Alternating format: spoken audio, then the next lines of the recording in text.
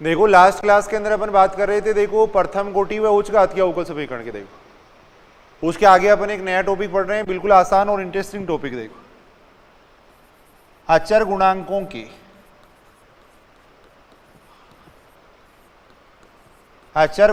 के रेखिक अवकल समीकरण।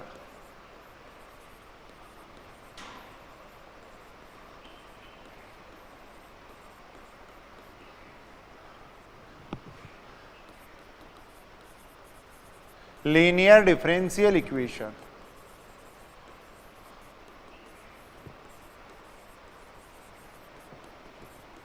With constant coefficient.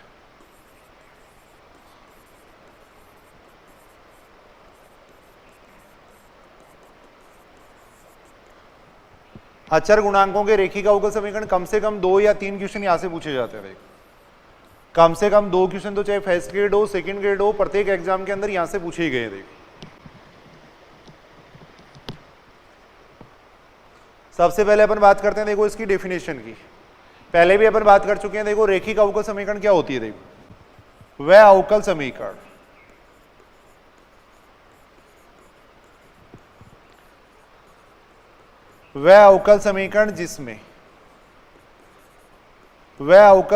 जिसमें आश्रित चर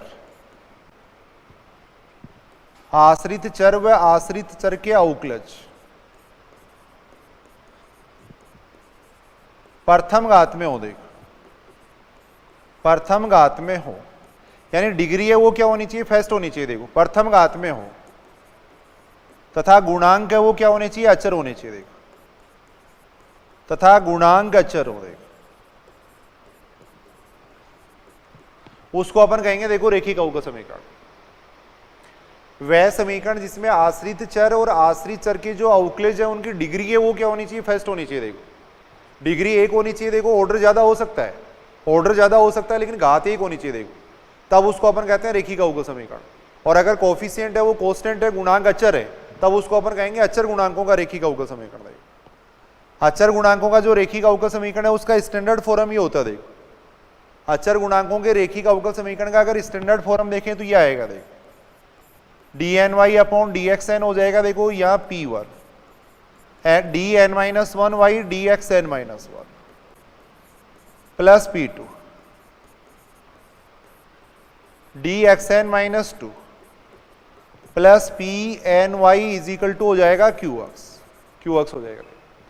तो यहां अपन देख रहे हैं, देखो आश्रित चर y है, y की घात भी 1 आ रही है, dy अपॉन dx है, d2y अपॉन dx2 है, सबकी घात 1 आ रही है। देखो तो इस अवकल समीकरण को अपन कह सकते हैं रेखिक अवकल समीकरण कह सकते हैं। देखो अब जो p1 p2 है उनके मान कुछ भी हो सकते हैं। देखो x y के फंक्शन भी हो सकते हैं, लेकिन यदि p1 p2 pn अचर हो, देखो अगर p1 p2 pn अगर अचर हो तब इसको अपन कहेंगे अचर गुणांकों का रेखिक अवकल समीकरण। p1 p2 pn है, ये क्या होने चाहिए? कांस्टेंट होने चाहिए, तब इसको अपन कहेंगे अचर गुणांकों का रेखिक अवकल समीकरण। तब ये कहलाएगा अचर गुणांकों का रेखिक अवकल समीकरण। इसको हल करने के लिए अपन क्या करते हैं? देखो d अपॉन dx की जगह काम में लेंगे कैपिटल D ऑपरेटर काम में लेते हैं। देखो d अपॉन dx की जगह अपन पुट करेंगे कैपिटल D पुट करेंगे। देखो अवकलज संकारक इसको अपन कहते हैं। देखो डिफरेंशियल ऑपरेटर इसको कहा जाता है। अगर d अपॉन dx की जगह कैपिटल D लिखेंगे तो देखो dy अपॉन dx है वो बन जाएगा dy बन जाएगा। देखो d2y अपॉन dx2 है वो बन जाएगा, देखो d2y बन जाएगा, ये बन जाएगा। देखो तो d अपॉन dx की जगह अगर कैपिटल D लिखेंगे तब अवकल समीकरण है वो इस फॉर्म में चेंज हो जाएगी। देखो यानी यहां पे आ जाएगा कितना? देखो dn आ जाएगा, p1 यहां पे आ जाएगा, देखो dn-1 ये आ जाएगा। देखो यहां पे आएगा p2 dn-2 आएगा। देखो ये आएगा pny इज इक्वल टू आ जाएगा, देखो qx आ जाएगा। देखो ये हो जाएगा। यानी इस टाइप की जो अवकल समीकरण है d अपॉन dx की जगह अगर अपन कैपिटल D लिखेंगे तो अवकल समीकरण इस फॉर्म में चेंज हो जाएगी। देखो अब यहां अपन देख रहे हैं, देखो ये d का फंक्शन आ रहा है। देखो ये d का फंक्शन हो गया, यहाँ पे y हो गया। देखो इधर केवल x का फंक्शन आ रहा है। देखो तो अचर गुणांकों का जो रेखिक अवकल समीकरण होगा उसका स्टैंडर्ड फॉर्म ही होता है। देखो अचर गुणांकों का जो लीनियर डिफरेंशियल इक्वेशन है, linear differential equation with constant coefficient है, उसका स्टैंडर्ड फॉर्म ही होगा। देखो एफ डी वाई बराबर हो जाएगा कितना? qx। यहाँ d का फंक्शन होगा, यहाँ y होगा, इधर केवल x का फंक्शन होगा। देखो इस टाइप के अवकल समीकरण को अपन कहते हैं अचर गुणांकों का रेखिक अवकल समीकरण कहते हैं। इसका व्यापक हल है वो ज्ञात करने के लिए अपने को देखो एक तो CF निकालना पड़ेगा, एक PI निकालना पड़ेगा। देखो व्यापक हल y इज इक्वल टू होता है देखो CF प्लस PI, जहां देखो CF का मतलब तो है देखो कॉम्प्लीमेंट्री फंक्शन, CF का मतलब है कॉम्प्लीमेंट्री फंक्शन, CF का मतलब है कॉम्प्लीमेंट्री फंक्शन।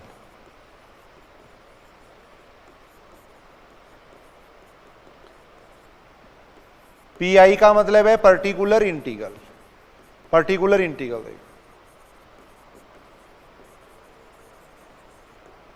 CF का मतलब होता है देखो पूरक फलन, CF का मतलब है पूरक फलन।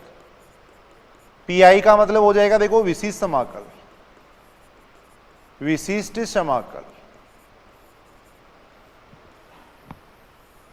यानी इसका व्यापक हल निकालने के लिए अपने को क्या करना पड़ेगा देखो CF निकालना पड़ेगा, PI निकालना पड़ेगा, दोनों को जोड़ के लिखेंगे तब क्या आएगा, इसका व्यापक हल आएगा। देखो लेकिन अपन ये कह सकते हैं देखो राइट हैंड साइड में अगर 0 है, देखो अगर QX का मान 0 है देखो, तब इसका व्यापक हल ज्ञात करने के लिए अपने को केवल निकालना पड़ेगा देखो CF निकालना पड़ेगा। देखो तब इसका जो व्यापक हल है वो बराबर हो जाएगा किसके, CF के बराबर होगा। देखो अगर राइट हैंड साइड में 0 है तब इसका व्यापक हल निकालने के लिए केवल अपन CF निकालेंगे। देखो केवल CF निकाल लेंगे।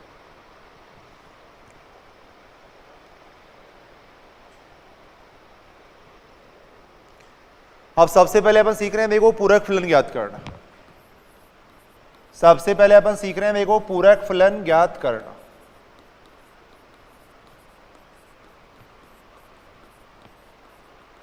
टू फाइंड कॉम्प्लीमेंट्री फंक्शन, पूरक फलन ज्ञात करना। देखो अभी अपन बात कर रहे थे देखो अचर गुणांकों का जो रेखिक अवकल समीकरण है वो इस फॉर्म में होता है। देखो यहाँ d का फंक्शन होता है, यहाँ y होता है, यहाँ केवल x का फंक्शन होता है। देखो इस टाइप का जो अवकल समीकरण है उसको अपन कहेंगे देखो अचर गुणांकों का रेखिक अवकल समीकरण। देखो अब इसको हल करने के लिए क्या करते हैं देखो सबसे पहले अपन निकालते हैं देखो CF, और CF लिखने के लिए अपन क्या करेंगे, इसका सहायक समीकरण लिखेंगे। देखो CF लिखने के लिए इसका लिखते हैं सहायक समीकरण, एक्सिलरी इक्वेशन लिखेंगे। देखो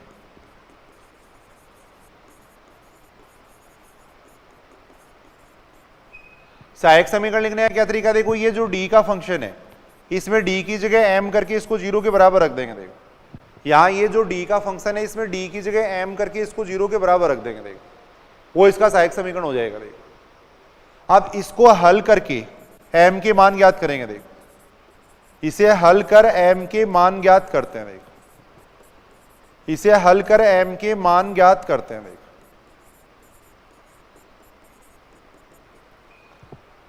दोबारा सुनेंगे। देखो सबसे पहले अपने को क्या करना है, देखो जो अवकल समीकरण दे रखी है इस फॉर्म में होगी। देखो अब पूरक फलन ज्ञात करने के लिए क्या करेंगे, इसका सहायक समीकरण लिखेंगे। देखो सहायक समीकरण लिखने के लिए क्या करेंगे, d की जगह m लिख देंगे तो ये m में कोई द्विघात या तीन घात का समीकरण बनेगा। इसे हल करके अपन m के मान ज्ञात करेंगे। देखो अब m के जो मान आएंगे वो क्या हो सकते हैं, देखो वास्तविक और भिन्न भिन्न हो सकते हैं, या वास्तविक और समान हो सकते हैं, या काल्पनिक हो सकते हैं। देखो रियल और डिफरेंट हो सकते हैं, रियल और इक्वल हो सकते हैं, या इमेजिनरी हो सकते हैं। देखो तो यहां तीनों केस अपन देख रहे हैं। देखो केस फर्स्ट, जब m के मान वास्तविक व असमान हो, देखो रियल और डिफरेंट हो। देखो मान लो आ गया जैसे m बराबर आ रहा है, देखो m1 आ रहा है, m2 आ रहा है, m3 आ रहा है। देखो ये आ रहा है। देखो तब CF का ये फॉर्मूला होता है। देखो C1 e की power m1x plus C2 e की power m2x plus C3 e की पावर m3x, ये इसका CF होता है। देखो ये इसका CF होता है। देखो यदि m के मान वास्तविक और डिफरेंट है, वास्तविक और असमान है, तब CF लिखने का ये फॉर्मूला होता है। देखो C1 e की power m1x plus C2 e की power m2x plus C3 e की पावर m3x। अब यहाँ केवल अपन वर्किंग मेथड की बात कर रहे हैं। देखो इसका डेरिवेशन अपन नहीं पढ़ रहे हैं। देखो सीधा सीधा अपन यहाँ पे देख सकते हैं। देखो m के 3 मान आ रहे हैं, अगर 2 मान आ रहे हैं तब यहाँ तक लिख देंगे। देखो 3 मान आ रहे हैं तब अपन यहाँ तक लिखेंगे। देखो केस सेकेंड अगर अपन देख रहे हैं, देखो जब m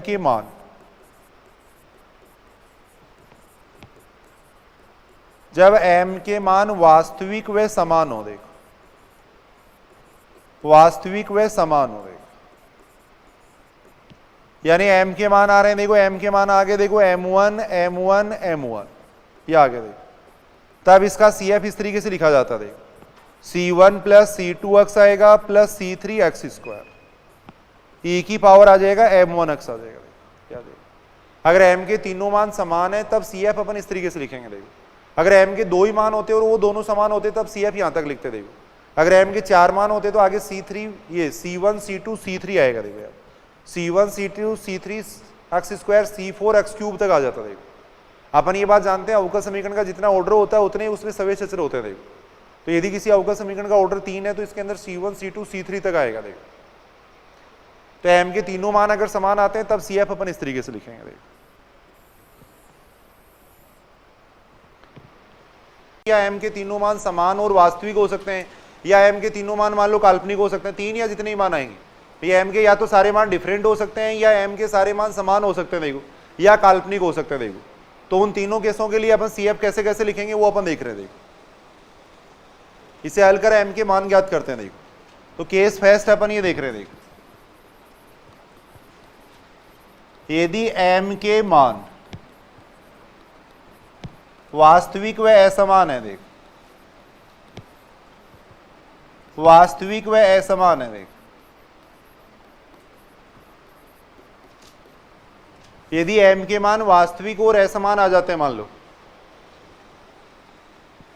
लो m बराबर आ गया, देखो m1 आ गया, m2 आ गया, m3 आ गया। देखो ये आ गया m बराबर आ जाएगा m1 m2 m3 आ गया। देखो दो मान आ गए या तीन मान आ गए, जैसे m के तीनों मान डिफरेंट आ रहे। देखो तब अपन CF इस तरीके से लिखेंगे। देखो तब CF लिखने का फॉर्मूला होता है C1 e की power m1x plus C2 e की power m2x plus C3 e की पावर m3x।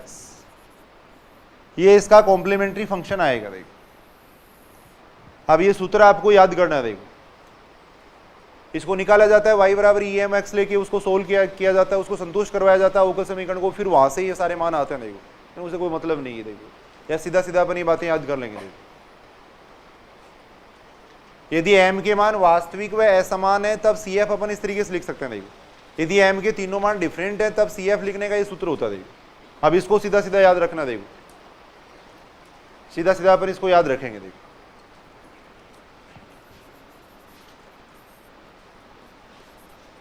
यदि m के मान वास्तविक व समान हो, देखो m के मान वास्तविक व समान हो, देखो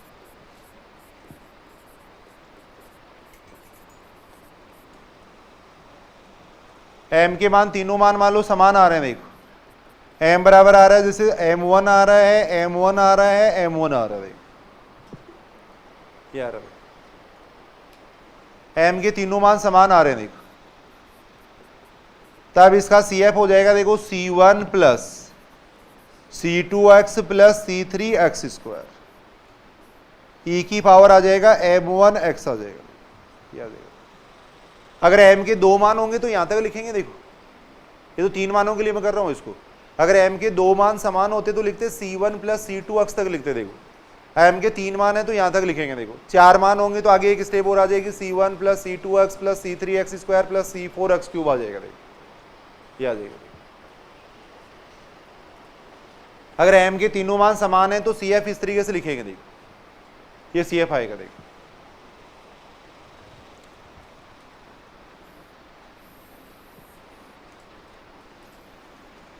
ये अपन देख सकते हैं। देखो m के मान काल्पनिक भी आ सकते हैं। देखो m के मान काल्पनिक हो, देखो m के मान काल्पनिक हो। देखो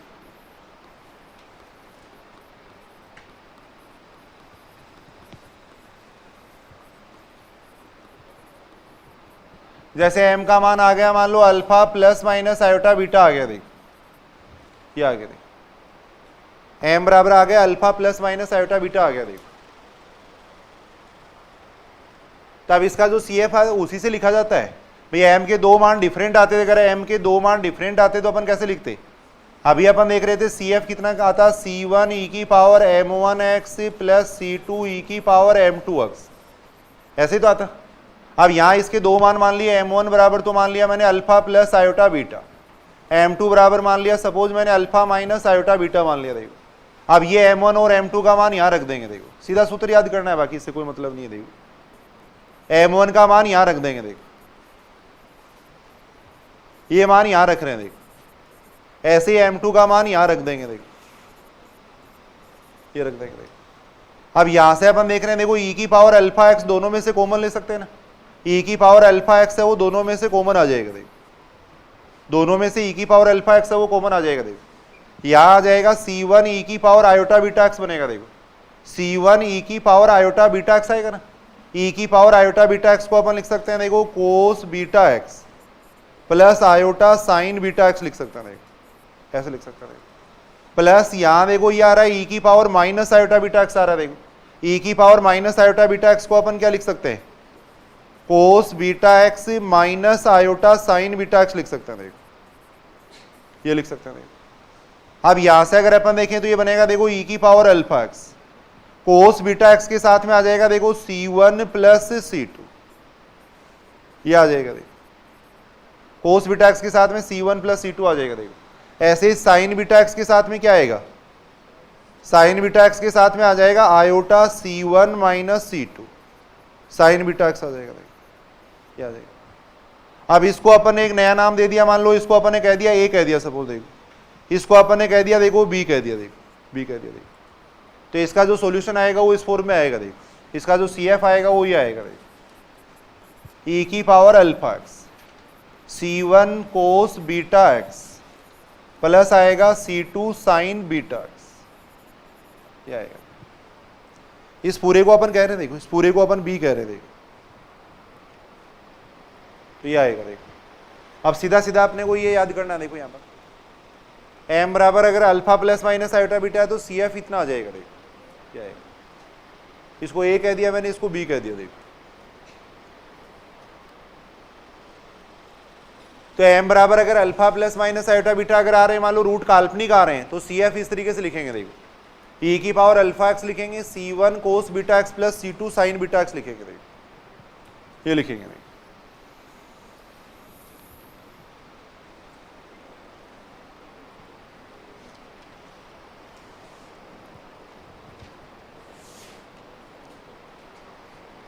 देखो m का मान अगर काल्पनिक आता है, जैसे m बराबर alpha plus minus iota beta आता है, तो CF ऐसे लिख सकते हैं। देखो e की power alpha x c1 cos beta x plus c2 sine beta x.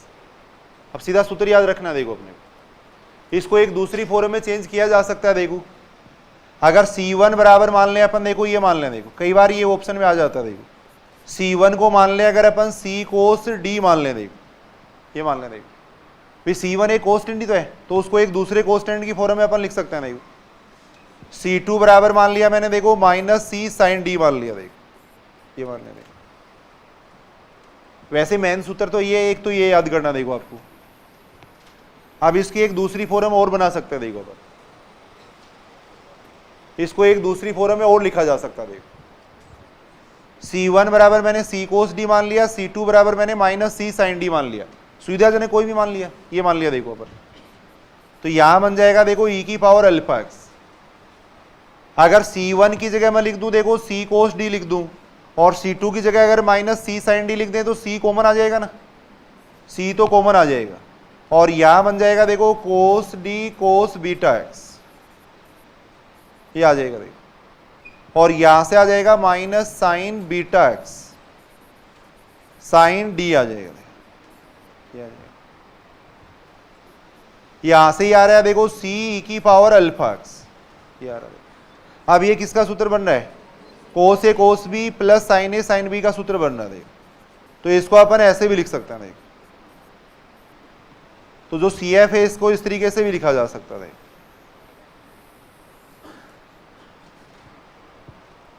इस तरीके से भी इसकी फॉर्म बनती है। देखो अब यहां कोई भी अक्षर होंगे, देखो ये अक्षर कोई भी होंगे, अल्फा और बीटा जो अपने पास आएगा वो अपन यहां पे रख देंगे। देखो अल्फा और बीटा अपन यहां पे रख देंगे। देखो हालांकि मैन ये सूत्र है, देखो ये सूत्र अपन काम में लेंगे। देखो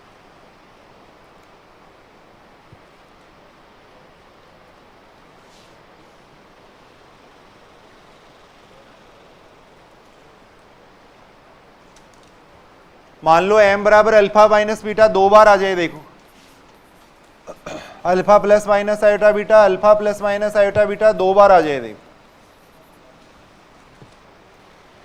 जो रूट है वो रिपीट हो जाए, देखो तब सी एफ ये होता है। देखो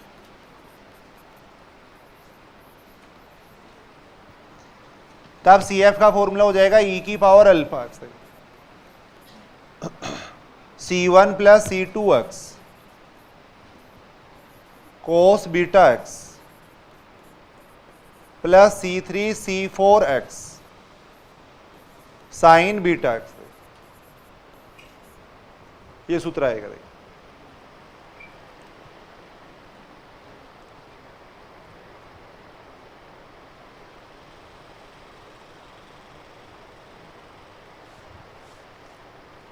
देखो बिल्कुल ही आसान तरीका है याद करने का। देखो अगर alpha plus minus iota beta अगर आ रहा है, देखो अगर alpha plus minus iota beta आ रहा है तो कितना आएगा, देखो ई की power alpha x C1 cos beta x plus C2 sine beta x आएगा। देखो भी अवकल समीकरण में देखो m के 2 मान कब आएंगे, यदि अवकल समीकरण का ऑर्डर 2 होगा, और अवकल समीकरण का अगर ऑर्डर 2 होगा तो उसके व्यापक में 2 ही अचर आएंगे। देखो C1 और C2 2 अचर आ रहे हैं। देखो अब अगर ये रिपीट हो जाए, देखो अगर alpha plus minus iota beta अगर एक बार आ रहा है तो ऐसे लिखेंगे। देखो अगर रिपीट हो जाएगा, देखो 2 बार अगर ये आ जाएगा तो ये जो C1 है इसकी जगह कितना आ जाएगा, देखो इसकी जगह क्या आएगा C1 प्लस C2x आ जाएगा। देखो ये आ जाएगा। देखो पीछे भी तो अपन ने ये तो लिखा था, अगर m का मान m1 3 बार आ जाए तो यहाँ लिखते हैं C1 plus C2x plus C3x square लिखते हैं।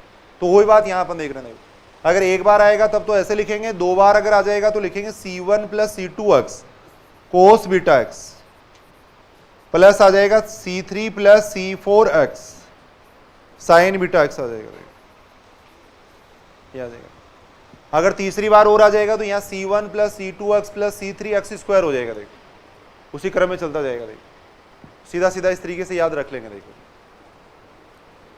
तो एक क्वेश्चन तो देखो पूरक फलन ज्ञात करने से संबंधित ही पूछा गया सेकंड ग्रेड में हर बार। फर्स्ट ग्रेड और सेकंड ग्रेड में पूरक फलन ज्ञात करने से संबंधित ही कई बार पूछा गया। देखो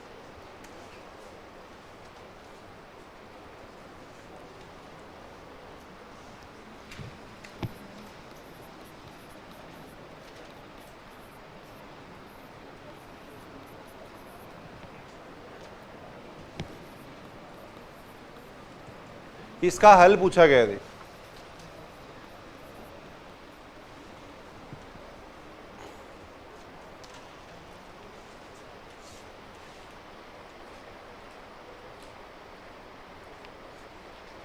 D square minus 5d plus 6y is equal to 0 का हल पूछा गया। देखो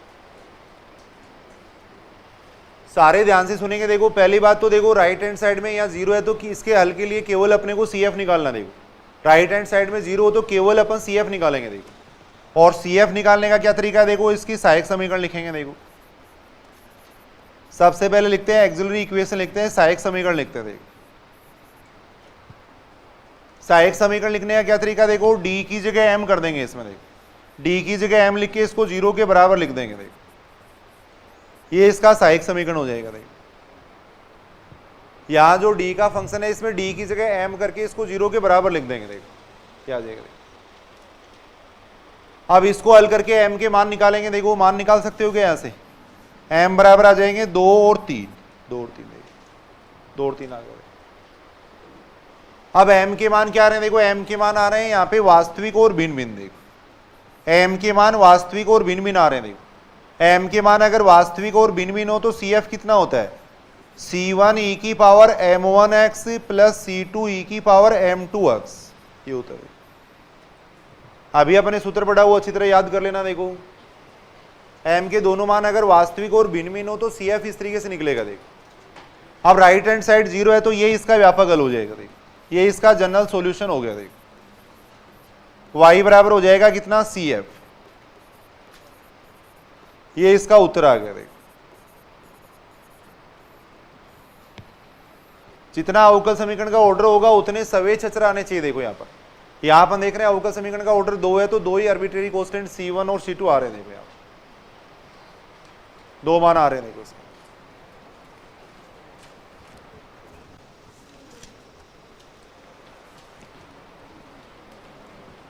बिल्कुल आसान है। देखो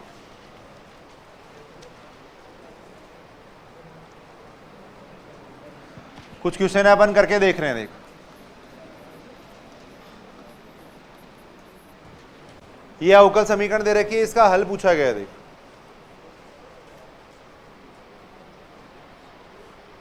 इस अवकल समीकरण का हल पूछा गया है। देखो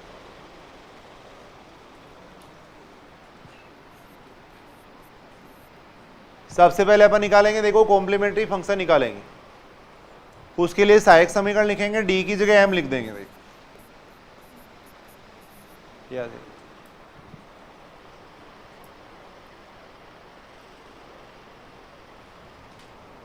यहां से एम स्क्वायर बराबर कितना आ जाएगा, -4 आएगा। देखो एम बराबर कितना हो जाएगा, देख सकते हो क्या, +-2 आयोटा।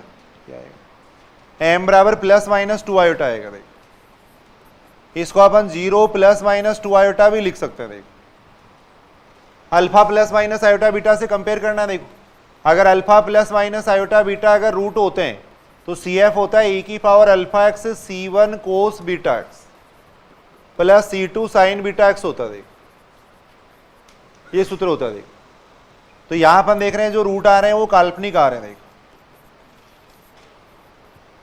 अगर अल्फा का मान देखें तो 0 हो गया, यहां पर बीटा का मान देखें तो 2 हो गया। देखो ये हो गया। अल्फा +- आयोटा बीटा से अगर कंपेयर करें तो अल्फा बराबर 0 हो गया, बीटा बराबर 2 हो गया। देखो अब CF कितना आ जाएगा, देखो सूत्र होता है e⁴ C1 cos beta x plus आ जाएगा C2 sin बीटा x। ये सही है ना बात, e⁴ को 1 लिख सकते हैं। देखो तो ये इसका व्यापक हल हो जाएगा। देखो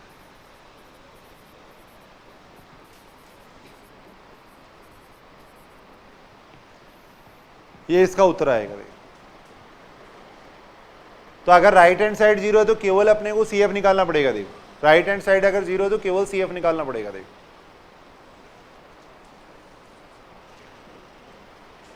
कुछ क्वेश्चन अपन देख रहे हैं प्रैक्टिस के लिए। देखो लिख रहे होगे पीछे,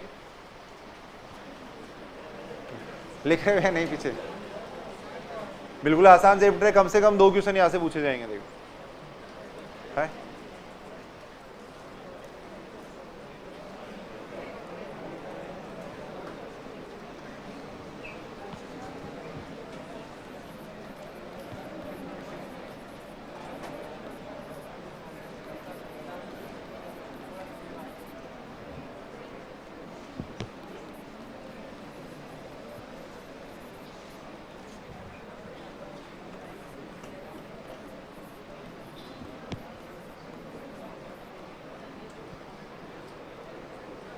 कुछ क्वेश्चन अपन देख रहे हैं प्रैक्टिस के लिए। देखो सुनो ध्यान से, सुनो भाई इधर।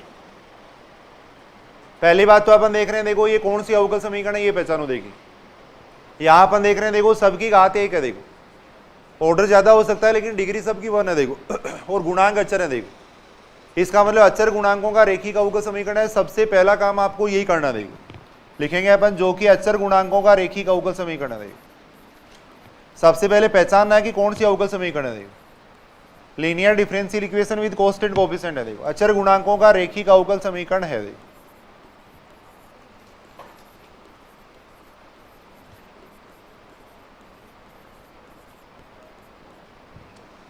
Linear differential equation with constant coefficient है। देखो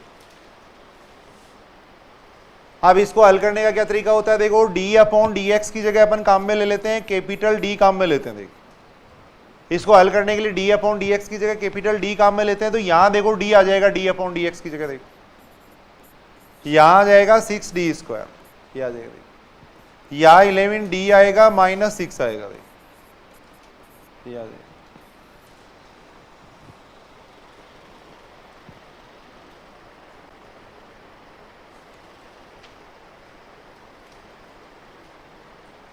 d/dx की जगह मैंने कैपिटल D लिख दिया। देखो इससे पूरे, ये बात ठीक है कि यहां तक। देखो भाई इसका मतलब ये होता है, देखो dy/dx है उसकी जगह आएगा देखो dy आएगा, d2y/dx2 है उसकी जगह आएगा देखो d2y आएगा। वो y अपने बाहर ले लिया इन सबसे, y इन सबसे बाहर ले लिया। देखो y इन सबसे बाहर ले लिया। देखो अब देखिए इसका CF अपन निकाल सकते हैं क्या? सहायक समीकरण लिखेंगे, देखो D की जगह M लिख देंगे,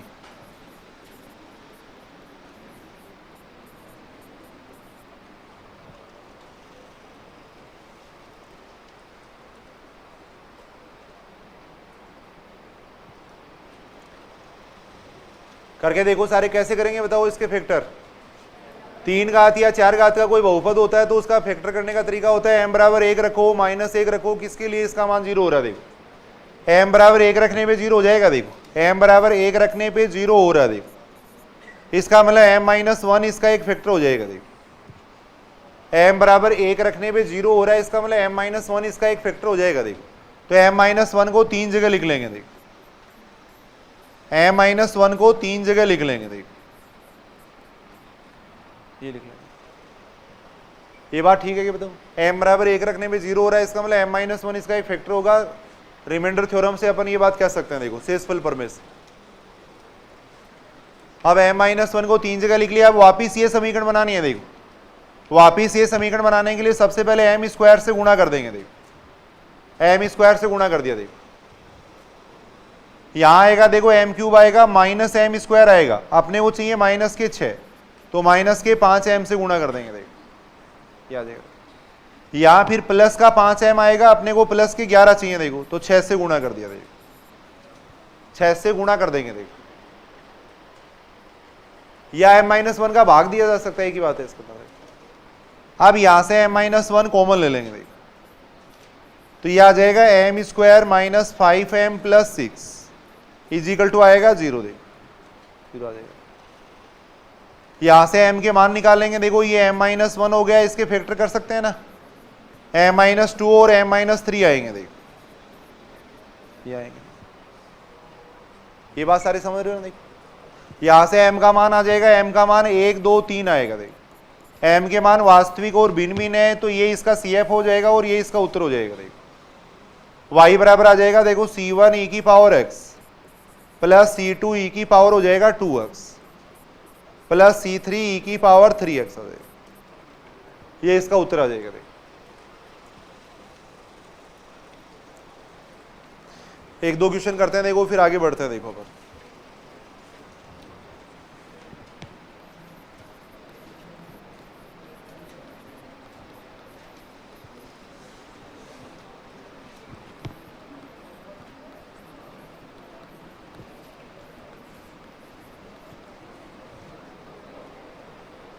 d3y/dx³ प्लस y बराबर 0 का व्यापक हल पूछा गया। देखो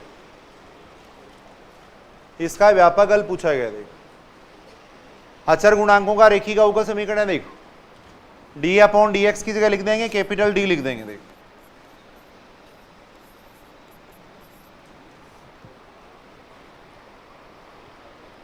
अचर गुणांकों का रेखीय अवकल समीकरण है, d/dx की जगह कैपिटल D लिखेंगे। देखो सबसे पहले अपन निकालेंगे इसका CF निकालेंगे। देखो D की जगह m लिखते हुए इसको 0 के बराबर रखेंगे। देखो ये रखेंगे, फैक्टर कर सकते हो क्या? देखो देखिए इसके कैसे करोगे बताओ फैक्टर। a³ प्लस b³ का सूत्र लगेगा। देखो यहाँ पर a³ प्लस b³ का क्या फॉर्मूला होता है, a प्लस b होता है। देखो फिर होता है a square minus ab plus b square होता है। देखो a³ प्लस b³ का सूत्र मैंने यहां लगाया। देखो ये लगा दिया। देखो यहां से आ जाएगा, देखो m+1 इक्वल्स टू 0 आ जाएगा। यहां से m square minus m+1 is equal to 0 आ जाएगा। देखो क्या आ जाएगा,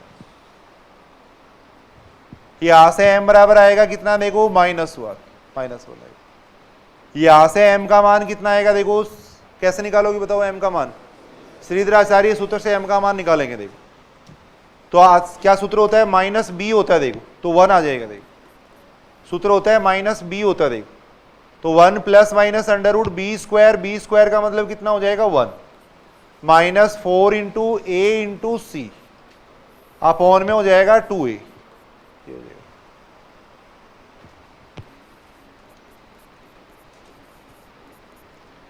ये आ जाएगा। देखो यहां से देखो ये बन जाएगा 1 प्लस माइनस, ऊपर देखो √-3 बन रहा है तो √3 आयोटा अपॉन में 2 आएगा। देखिए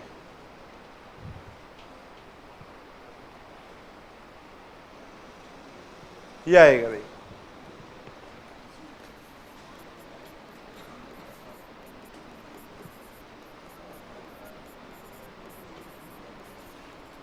ये आ जाएगा। अब यहां अपन देख रहे हैं, देखो m का एक मान तो वास्तविक आ रहा है, देखो एक मान वास्तविक है और 2 मान काल्पनिक है। देखो तो CF इस तरीके से लिखेंगे। देखो जो वास्तविक मान है उसकी वजह से CF कितना आएगा, C1 e की पावर -x ये आएगा।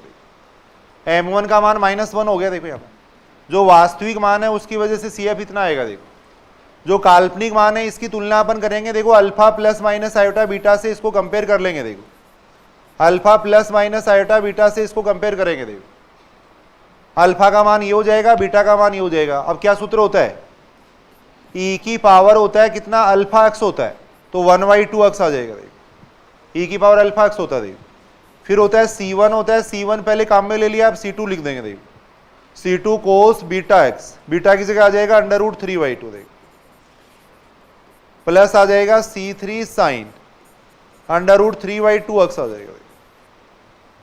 ये इसका आंसर हो जाएगा। देखो y का मान इतना ही आ जाएगा। देखो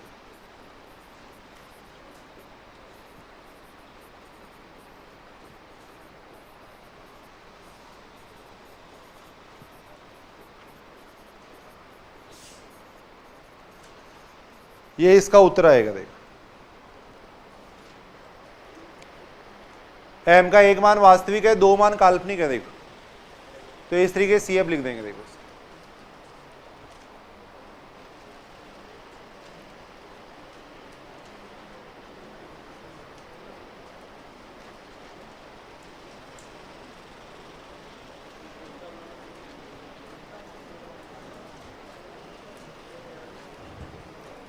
एक क्वेश्चन देखो आप घर से कर लाना। देखो इसको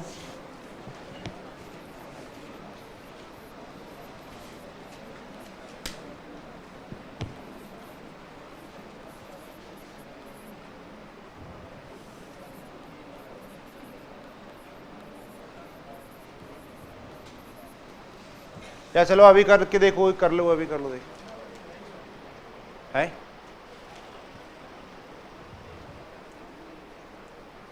आसान चैप्टर, सुनो भी ध्यान से। देखिए इसको d/dx की जगह लिख देंगे कैपिटल D लिख देंगे। देखिए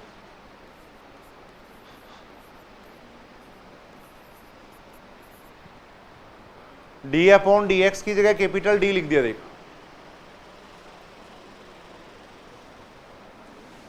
सबसे पहले निकालेंगे CF निकालेंगे। CF लिखने के लिए क्या करेंगे, देखो सहायक समीकरण लिखेंगे। देखो इस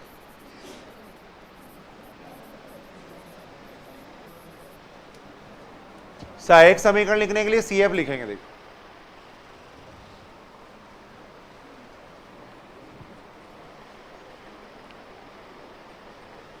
देखो इसकी सहायक समीकरण लिखेंगे। देखो आप सारे इधर सुनेंगे। देखो D की जगह अपन स्मॉल m रखेंगे तो ये 0 बन जाएगा, तो कैपिटल M ले लेंगे। एक ही बात है, उससे कोई फर्क नहीं पड़ेगा। कैपिटल M ले लेंगे। देखो D की जगह अपन कैपिटल M ले लेंगे। देखो M ले लो, A ले लो, B ले लो, कुछ भी ले लो, वो तो एक स्मॉल m लिखते हैं अपन बस। अब यहां से m के मान निकालेंगे। देखो इसके फैक्टर करके m के मान निकालेंगे। देखो फैक्टर करेंगे कितना आएगा, m² माइनस m²। देखो m² प्लस m² आएगा। देखो ये आ जाएगा, इतना आएगा। देखो इसके फैक्टर हो जाएंगे। देखो m minus m, m plus m, ऐसे m plus iota m, m minus iota m बराबर आ जाएगा 0 आ जाएगा। ये आ जाएगा 4 घात का फैक्टर, 4 फैक्टर हो जाएंगे। देखो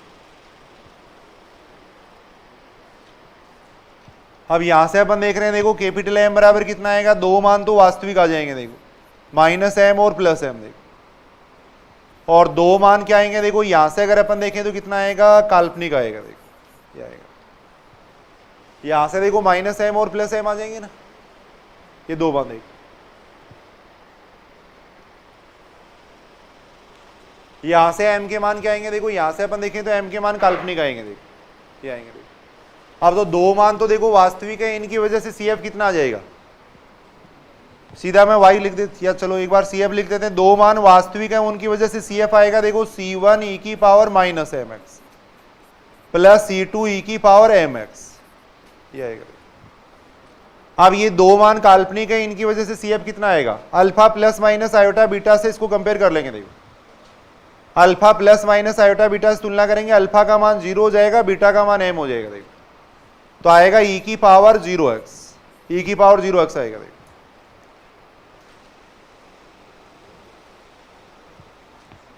फिर आएगा देखो C1 कोस बीटा x होता है, बीटा की जगह m आ जाएगा। देखो C1 C2 पहले से काम में ले चुके हैं, यहाँ C3 ले लेंगे। देखो C3 कोस एम एक्स प्लस आ जाएगा C4 साइन एम एक्स, ये आ जाएगा। ये इसका उत्तर आएगा देखो y के बराबर आ जाएगा। देखो ये इसका आंसर आ जाएगा। देखो तो ये तो अपन बात कर रहे थे, अगर राइट हैंड साइड में 0 है तो केवल अपने को CF निकालना पड़ेगा। देखो और फर्स्ट ग्रेड या सेकंड ग्रेड में एक क्वेश्चन ऐसा भी पूछा गया देखो, जिसमें केवल CF निकालना हो। देखो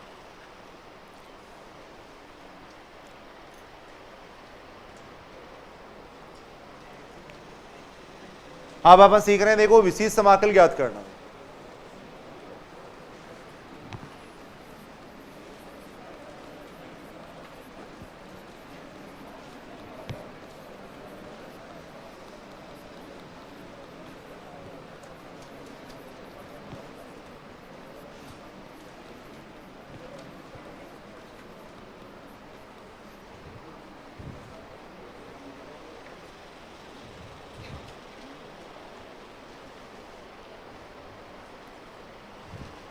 विशिष्ट समाकल ज्ञात करना।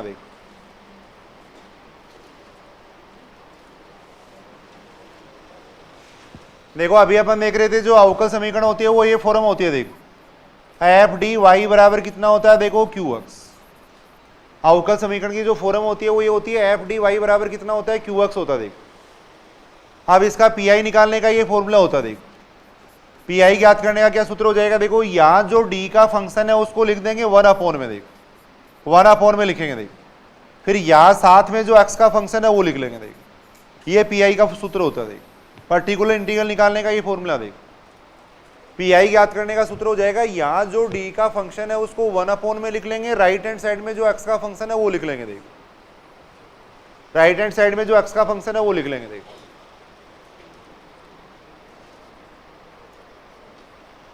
बात ठीक है, ये बात समझ रहे हो यहाँ तक।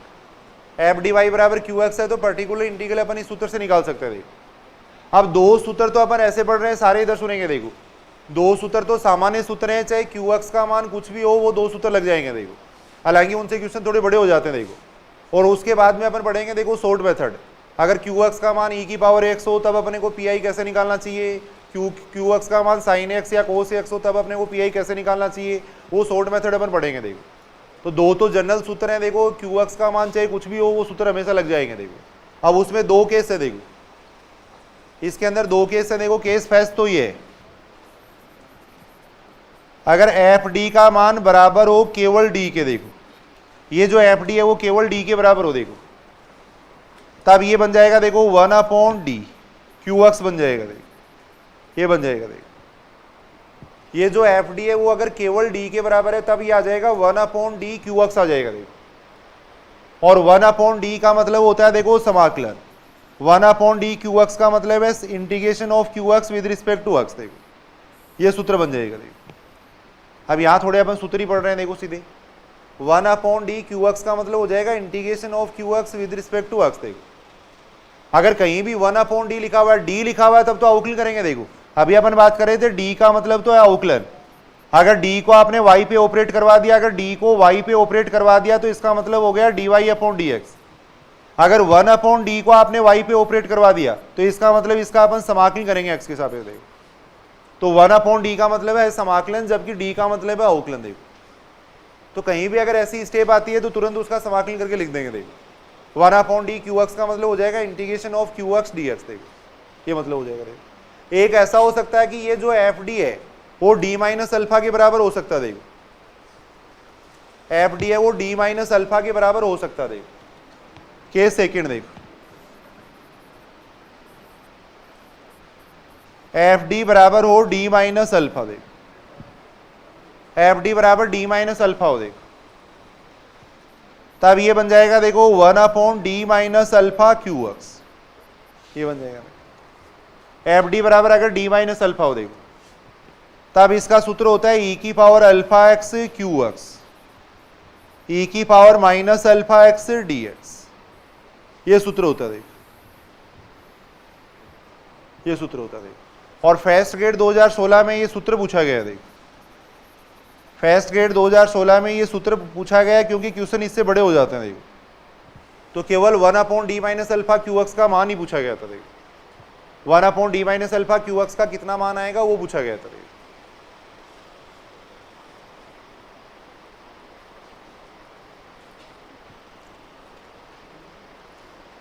ये जो ऊपर वाला सूत्र है वो इसी से आया, देखो अगर इसमें अल्फा बराबर 0 पुट कर दें तो ये सूत्र आ जाएगा, देखो अल्फा की जगह अगर 0 करेंगे तो इधर तो 1/d क्यू एक्स हो जाएगा, देखो यहाँ अल्फा की जगह 0 करेंगे ई की पावर 0 1 होता, देखो यहाँ अल्फा की जगह 0 करेंगे 1 आएगा तो वही क्यू एक्स डी एक्स आ रहा, देखो तो 1/d क्यू एक्स का सूत्र तो हो जाएगा ये और 1/d माइनस अल्फा, अल्फा का मतलब d माइनस 2 हो, जैसे यहाँ पे 1/d माइनस 3 हो 1/d माइनस 4 हो, तब ये सूत्र काम में लेंगे, देखो तब ये सूत्र अपन काम में लेंगे, देखो तो ये तो दो जनरल सूत्र हैं, चाहे क्यू एक्स का मान यहाँ कुछ भी हो ये सूत्र आप लगा सकते हो, हालांकि क्वेश्चन उनसे थोड़े बड़े हो जाएंगे, देखो क्वेश्चन उनसे बड़े हो जाते हैं, देखो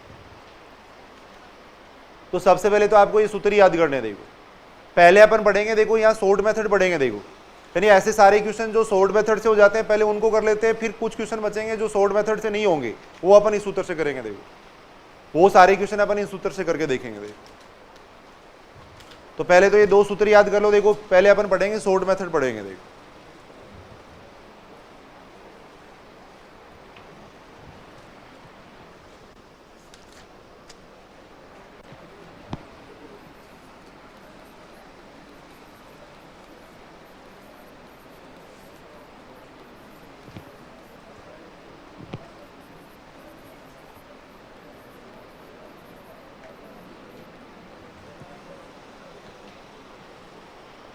पीआई ज्ञात करने के शॉर्ट मेथड अपन पढ़ रहे हैं, देखो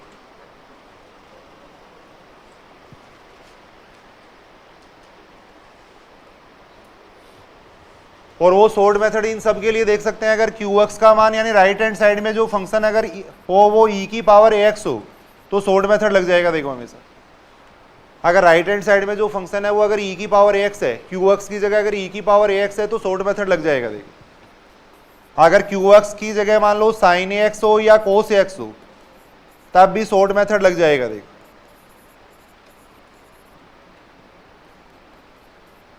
अगर क्यू एक्स की जगह कोई बहुपद हो एक्स स्क्वायर हो एक्स क्यूब हो ऐसा हो तब भी शॉर्ट मेथड लग जाएगा, देखो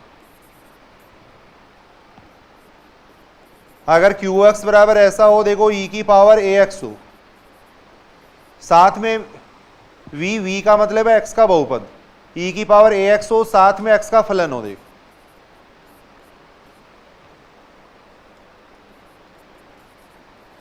वी है वो एक्स का फलन है, देखो इन सब के लिए शॉर्ट मेथड हो जाएंगे, देखो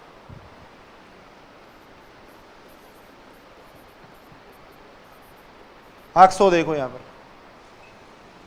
जहां वी एक्स का कोई फलन है, देखो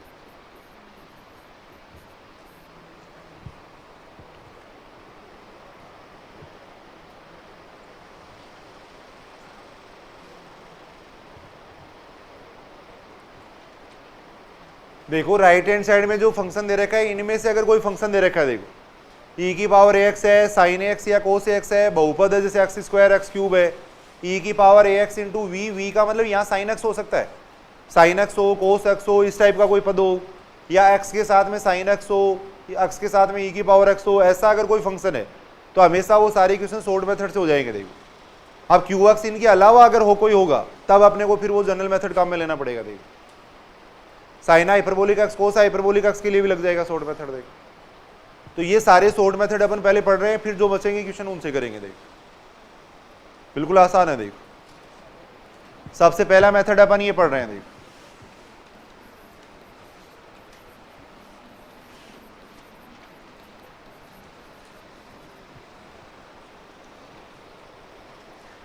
जब QX बराबर e की पावर AX हो, देखो जब QX बराबर e की पावर AX हो, देखो तब ये सूत्र है, देखो 1/FD e की पावर AX। यहां मान लो देखो ये तो d का फंक्शन है, PI ज्ञात करने के लिए क्या करेंगे, देखो जो d का फंक्शन होगा उसको 1/में लिखेंगे, देखो जो d का फंक्शन है वो 1/में लिखेंगे, फिर यहाँ e की पावर x हो, देखो तब आपको क्या करना है, केवल इतना काम करना है, d की जगह ये x का गुणांक लिख देना, बस d की जगह केवल x का गुणांक लिखना है, उत्तर आ जाएगा। देखो यहां जो d है उस d की जगह अपन क्या करेंगे, x का कोफिशिएंट लिख देंगे, देखो x का गुणांक लिख देंगे, देखो लेकिन ऐसा करने पे इसका मान 0 नहीं होना चाहिए, देखो FA का मान 0 नहीं होना चाहिए, देखो बशर्ते मानी प्रोवाइडेड, यानी FA वो नॉट इक्वल टू 0 होना चाहिए, देखो यानी अपन क्या करेंगे, देखो d की जगह x का गुणांक लिख देंगे, देखो d की जगह x का गुणांक लिखने पे इसका मान 0 नहीं बनना चाहिए, देखो तब सीधा अपन d की जगह x का गुणांक लिख देंगे। देखो अगर 0 बन रहा है तब अपन ये तरीका काम में लेंगे, देखो अगर 0 बन रहा है, जैसे ऐसा केस बन रहा है, देखो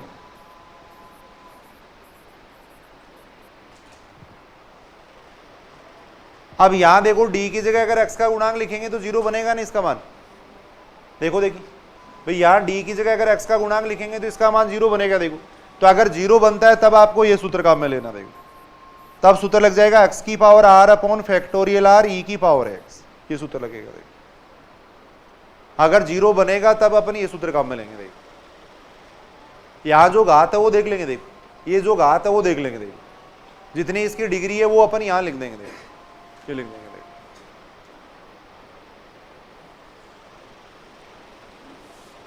ये बात समझ रहे हो क्या सारे, देखो देखिए भाई यहाँ पे QX के बराबर है, अगर e की पावर x हो तो आपको क्या करना है, d की जगह x का गुणांक लिखना है, देखो d की जगह x का गुणांक लिखना है, ऐसा करने पे 0 नहीं बनना चाहिए, देखो अगर 0 बन रहा है तब अपन ये सूत्र काम में ले लेंगे, देखो 0 तभी बनेगा जब ऐसी स्थिति होगी, देखो और ऐसी स्थिति होगी तो इसकी घात देख लेंगे, देखो अभी क्वेश्चन करेंगे तो समझ में आएगी बात, घात देख लेंगे, वो घात अपन यहाँ पे लिख देंगे, देखो वो अपन यहाँ पे लिख देंगे। देखो एक बार समझाने के लिए मैं देखो ऐसे बता रहा हूँ, मान लो ऐसी स्टेप हो सकती है, देखो मान लो यहाँ है, देखो d-2 है, यहाँ e की पावर 5x है, देखो अगर ऐसी स्टेप आती है तो कैसे सोल्व करेंगे, देखो इसको कैसे सोल्व करेंगे,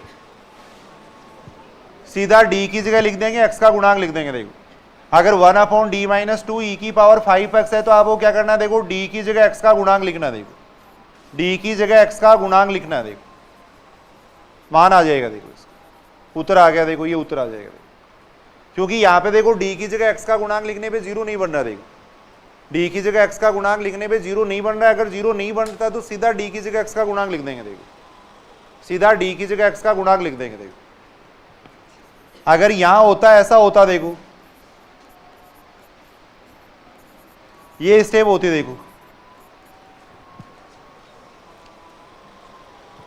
समझाने के लिए बता रहा हूं, अभी क्वेश्चन करेंगे फिर, देखो ऐसी स्टेप अगर आ जाती तो कैसे सोल्व करते हैं इसको, देखो भाई तरीका क्या है, देखो e की पावर x हो तो अपन d की जगह x का गुणांक लिखेंगे, देखो लेकिन यहां देखो d की जगह x का गुणांक लिखने पे इसका मान 0 बन रहा है, देखो बात समझ रहे हो कि d की जगह x का गुणांक लिखने पे इसका मान 0 बन रहा है, ये तो समझ में आना चाहिए भाई सभी के, आ रहा है या नहीं आ रहा है, d की जगह x का गुणांक लिख रहे हैं, देखो d की जगह x का गुणांक लिखने पे 0 आ रहा है तो वो सूत्र लग जाएगा, देखो ये सूत्र लग जाएगा, देखो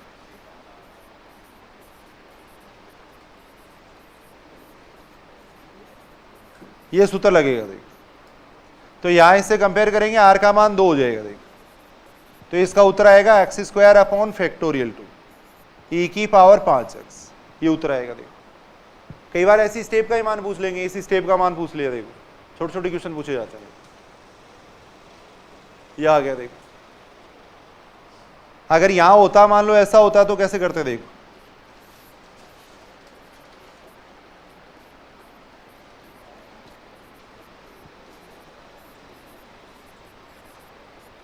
ऐसी स्टेप आती तो कैसे सोल्व करते, देखो इसको, यही है मेन समझने वाली बात है, फिर क्वेश्चन तो कोई हो जाएगा।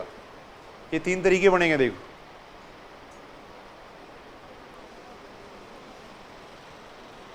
अगर ऐसी स्टेप बनती है तो क्या करेंगे, देखो यहां d की जगह अगर x का गुणांक लिखेंगे तो 0 बन रहा है, देखो तो इसमें तो डी की जगह अपन एक्स का गुणांक नहीं रखेंगे, लेकिन यहां देखो जीरो नहीं बन रहा है, तो जिसमें जीरो नहीं बन रहा है वहां डी की जगह एक्स का गुणांक लिख देंगे। देखो जिसमें जीरो नहीं बन रहा है वहां तो डी की जगह एक्स का गुणांक लिख देंगे। देखो वहां डी की जगह लिख दिया मैंने 5, तो वहां बन गया 25, और जिसमें जीरो बन रहा है उसको ऐसा कैसा रख लेंगे। देखो जिसमें जीरो बन रहा है उसको ऐसा कैसा लिख लेंगे। देखो अब इसको अपन उस मेथड से सोल्व कर लेंगे। देखो इस मेथड से सोल्व कर लेंगे। देखो जिसमें जीरो नहीं बन रहा है उसमें तो सीधा मान रखना है, और जिसमें जीरो बन रहा है उसके लिए ये तरीका काम में लेना। देखो अब इस तरीके से कितना आ जाएगा इसका मान, 1/26 आ गया, आर का मान 3 हो गया यहाँ पर। देखो तो x की पावर 3 नीचे आ जाएगा फैक्टोरियल 3, देखो e की पावर 5x, ये उत्तर आएगा। देखो अब इस पूरे मेथड में ये 3 प्रकार की स्टेप आपको देखने को मिलेंगे। देखो अगर ऐसी स्टेप आ रही है, सीधा आप सबसे पहले आपको क्या करना है, देखो d की जगह x का गुणांक लिखना है। अगर d की जगह x का गुणांक लिखने पे जीरो नहीं बन रहा है तो उत्तर है। अगर जीरो बन रहा है तो आपने को ये देखने, देखो ऐसी घात देखनी है। देखो इसकी अगर जीरो बन रहा है तो इस फैक्टर की घात देखेंगे। देखो जितनी घात आ रही है उसके लिए सूत्र लगा देंगे। देखो अगर ऐसे दो फैक्टर है जिसमें एक में जीरो बन रहा है और एक में नहीं बन रहा है, तो जिसमें जीरो नहीं बन रहा है वहां तो सीधा डी की जगह अपन रख देंगे, एक्स का कोएफिशिएंट रख देंगे, और जिसमें जीरो बन रहा है वहां ये सूत्र काम में ले लेंगे। देखो ये 3 प्रकार की स्टेप आएंगे। देखो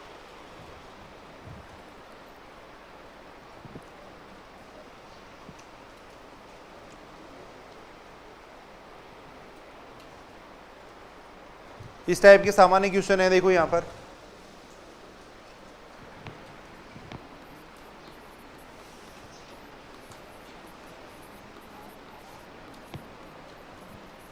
इसका व्यापक हल पूछा गया है। इसका व्यापक हल अपने को पूछा गया। देखो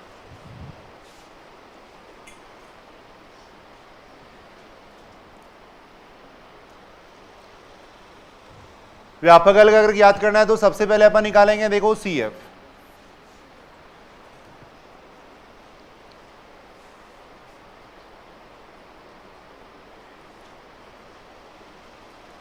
व्यापक हल याद करने के लिए सबसे पहले अपन निकालेंगे CF निकालेंगे। देखो तो CF निकालने का तरीका होता है d की जगह m रख देंगे। देखो हाँ पूरा क्वेश्चन अपन कर रहे हैं, ध्यान से समझना। देखो d की जगह m रख दिया, यहां से m का मान कितना आ जाएगा। देखो m बराबर आ जाएगा +- 1, ये आ गया। m के मान कैसे आ रहे हैं, देखो वास्तविक और भिन्न भिन्न आ रहे हैं। m के मान वास्तविक और भिन्न भिन्न आ रहे हैं, तो CF हो जाएगा C1 e की power -x plus C2 e की पावर x हो जाएगा। देखो इतना आ जाएगा। देखो ये तो आ गया, इसका CF आ गया। देखो अब इसका निकाल रहे हैं, PI निकाल रहे हैं। PI निकालने के लिए क्या करते हैं, देखो वहां जो d का फंक्शन है उसको 1/, में लिख देंगे। देखो वहां जो d का फंक्शन है उसको 1/, में लिख देंगे। देखो राइट हैंड साइड में जो x का फंक्शन है वो लिख देंगे। देखो ये लिख देंगे, वहां जो d का फंक्शन है उसको 1/, में लिख देंगे, राइट हैंड साइड में x का फंक्शन है वो लिख देंगे। देखो ये लिख देंगे। देखो अब d की जगह रख दो, x का गुणांक रख दो। देखो इसके अंदर d की जगह x का गुणांक रखेंगे, e की पावर x है तो हमेशा क्या करना है आपको, d की जगह x का गुणांक रखना है, लेकिन ऐसा करने पे जीरो नहीं होना चाहिए। देखो तो यहां d की जगह अपन x का गुणांक रखेंगे, ये आएगा, यहां से आ जाएगा, ये आ जाएगा। देखो ये आ जाएगा। अब लास्ट में ये हमेशा ध्यान रखना है, दोनों को जोड़ के लिखेंगे। देखो व्यापक हल कितना आ जाएगा इसका, y = हो जाएगा CF + PI, ये आ जाएगा। CF का मान वहां से रख देंगे। PI ये हो जाएगा। ये इसका कंप्लीट सॉल्यूशन है। देखो ये इसका कंप्लीट सॉल्यूशन आ जाएगा।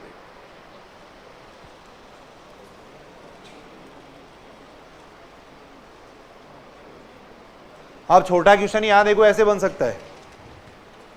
मान लो इस क्वेश्चन में आपको यही पूछ लेते, देखो d² - 1 y बराबर e की पावर x है, इसका केवल विशिष्ट समाकल पूछ लिया। देखो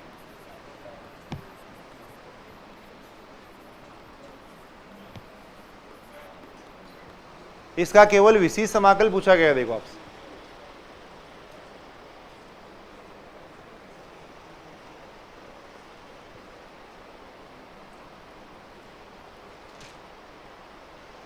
करके देखो, सारे करो अपनी कॉपी के अंदर, देखो।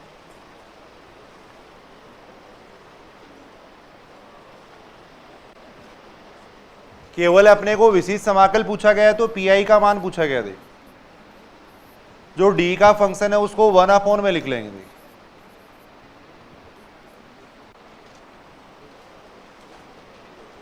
जो डी का फंक्शन है उसको 1/, में लिख लेंगे। देखो आप सुनो, इधर सुनेंगे, देखो एक बार सारे ध्यान से भाई। यहां देखो सीधा अगर अपन डी की जगह एक्स का गुणांक लिखेंगे तो इसका मान 0 बन रहा है। अगर 0 बनता है तो हमेशा आपको इसके फैक्टर करने, देखो। जिस फैक्टर में 0 नहीं बनता है वहां तो अपन मान रख देंगे सीधा, और जिसमें 0 बन रहा है वहां वैसे अपन काम इसमें उस तरीके से सोल्व करेंगे इसको। देखो सुनो, इधर सुनो, देखो एक बार। यहां देखो सीधा डी की जगह एक्स का गुणांक लिखेंगे, इसका मान 0 बन रहा है तो इसके फैक्टर कर लेंगे। देखो फैक्टर हो गए d+1 d-1, ये हो गया। अब जिस फैक्टर में 0 नहीं बन रहा है वहां तो सीधा रख दो, देखो ये मान। जिस फैक्टर में 0 नहीं बन रहा है वहां तो सीधा मान रख दो,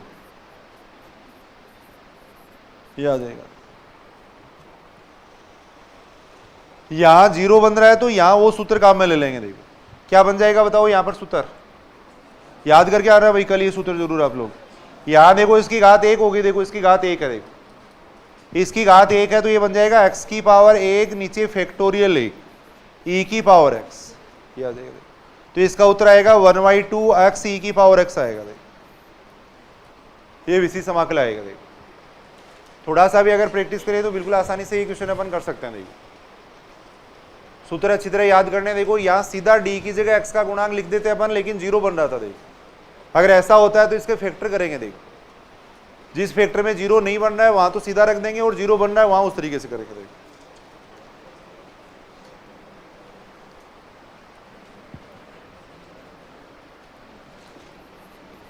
एक क्वेश्चन करके देखो, देखिए इस टाइप का।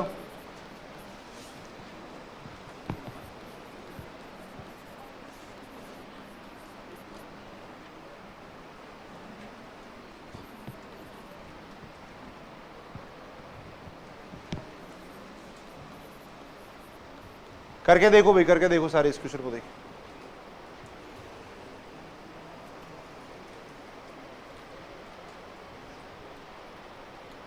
सबसे पहली बात तो देखो अचर गुणांकों का रेखिक अवकल समीकरण है। इसमें d/dx की जगह कैपिटल D लिख देंगे। देखो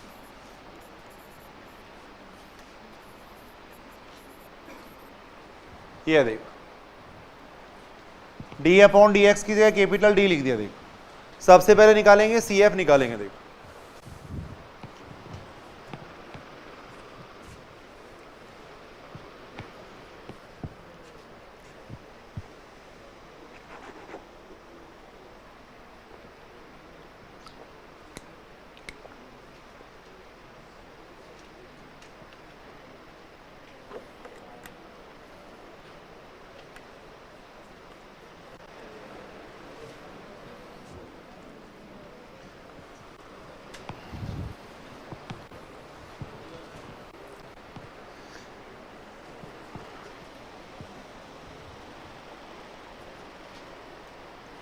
करके देखो, प्रैक्टिस यही हो जाएगी इसकी प्रैक्टिस। देखो देखिए सबसे पहले देखो सहायक समीकरण लिख रहे हैं m² + m - 2 = 0 आएगा। देखो फैक्टर हो जाएंगे ना इसके, m² + 2m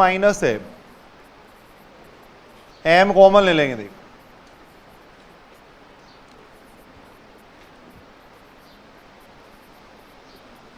m बराबर आ जाएगा, देखो यहां -2 और 1 क्या आ जाएगा। तो m के मान वास्तविक और भिन्न भिन्न है तो CF आएगा C1 e की power -2x plus C2 e की पावर x आ जाएगा। देखो m के मान वास्तविक और भिन्न भिन्न है तो CF इतना आएगा। देखो इसका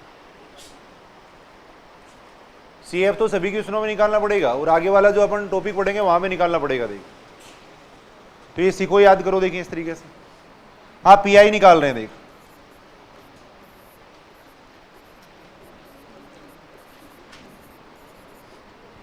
आपको क्या करना है, देखो जैसे ही e की पावर x हो, सुनेंगे इधर सुनेंगे, देखो जैसे ही e की पावर x हो सीधा d की जगह x का गुणांक लिखना है। देखो लेकिन ऐसा करने पे जीरो नहीं होना चाहिए। देखो यहाँ अगर अपन डी की जगह x का गुणांक लिखेंगे तो इसका मान जीरो बन रहा है। देखो और जीरो बनता है तब इसके फैक्टर करेंगे। देखो अगर जीरो बन रहा है तब इसके फैक्टर करेंगे। देखो अब यहाँ अपन देख रहे हैं, थोड़ा इसको देख के अपन इसके फैक्टर लिख सकते हैं। देखो इसके फैक्टर हो जाएंगे, देखो d+2 और d-1,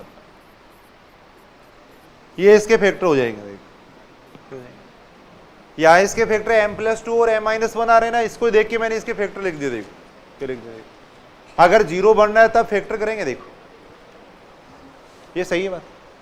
अब जिसमें जीरो नहीं बन रहा है वहां तो सीधा रख देंगे। देखो यहाँ डी की जगह x का गुणांक लिख देंगे। देखो तो ये आ जाएगा 1/3। देखो यहाँ इसकी घात 1 है तो ये बन जाएगा x⁻1 फैक्टोरियल 1, यानी इसका उत्तर आएगा 1/3 x e⁻x आएगा। देखो क्या आएगा। अब CF और PI को जोड़ के लिख देंगे तो इसका उत्तर आएगा। देखो CF और PI को जोड़ के लिख देंगे तो इसका उत्तर आ जाएगा। देखो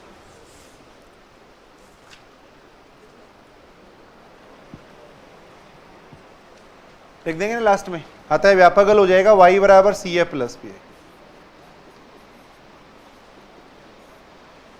y बराबर आ जाएगा CF प्लस PI आ जाएगा।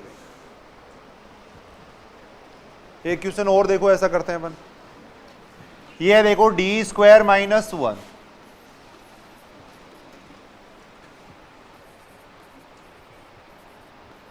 इसका केवल अपने को विशिष्ट समाकल पूछा गया। देखो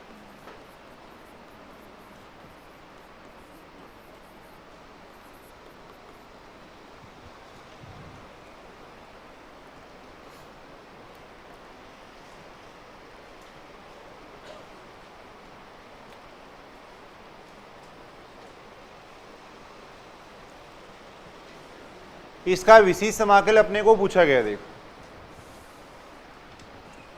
PI ज्ञात करने का क्या तरीका हो जाएगा। देखो 1/d का जो फंक्शन है उसको 1/, में लिख देंगे। देखो राइट हैंड साइड में जो x का फंक्शन है वो लिख लेंगे। देखो क्या आ जाएगा, क्या आएगा। अब यहां देखो कोस हाइपरबोलिक x के लिए कोई फॉर्मूला नहीं जानते अपन, तो e⁻x की फॉर्म में चेंज कर लेंगे। देखो क्या फॉर्मूला होता है e⁻x के पदों में, e⁻x प्लस e⁻−x/2 होता है। देखो कोस हाइपरबोलिक x है या साइन हाइपरबोलिक x होता तब भी ऐसे ही कर लेते उस क्वेश्चन को। देखो साइन हाइपरबोलिक x होता तब भी e⁻x माइनस e⁻−x लिख देते। देखो 1/2 तो बाहर आ जाएगा, ये बन जाएगा देखो 1/d² - 1, क्या आ जाएगा, ये बनेगा।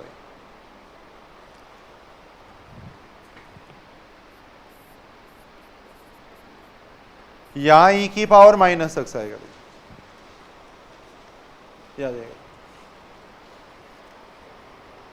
सबसे पहले देखो कोस हाइपरबोलिक x का मैंने मान रखा है, फिर उसको सॉल्व कर रहे थे। देखो अब e⁻x वाला तरीका लगाना है देखो अपने को, लेकिन यहाँ पे d की जगह अगर x का गुणांक लिखेंगे तो इसका मान 0 बनेगा। देखो d की जगह x का गुणांक लिखेंगे तो इसका मान 0 बनेगा, इसलिए फैक्टर कर लेंगे। देखो d² - 1 है, इसके फैक्टर हो जाएंगे d-1 और d+1। ऐसे ही यहां भी 0 बनेगा तो इसके भी फैक्टर कर लेंगे। देखो d-1 और d+1, ये आ जाएगा, ये आ जाएगा।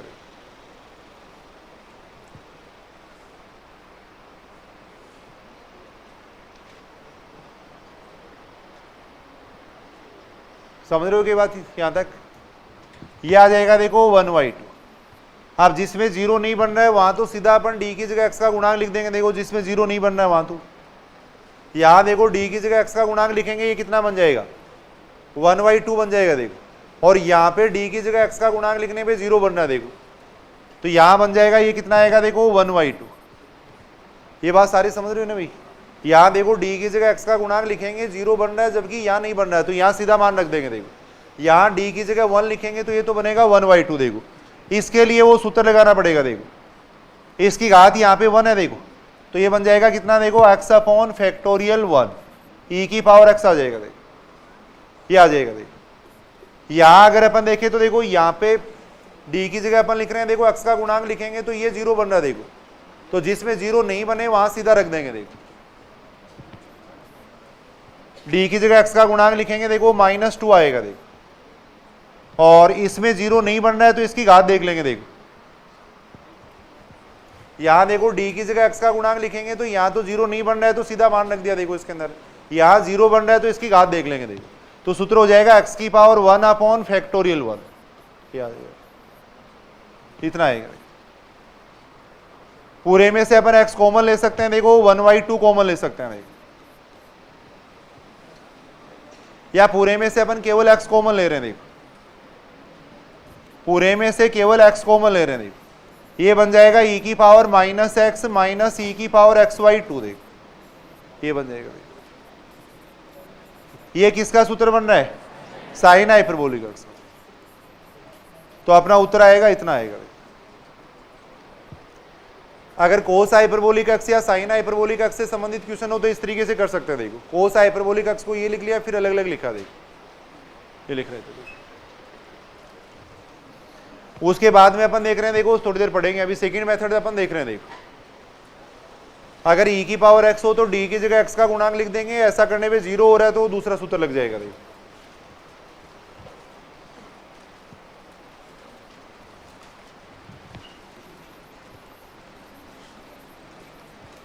यदि qx बराबर हो देखो sin x या cos x हो, देखो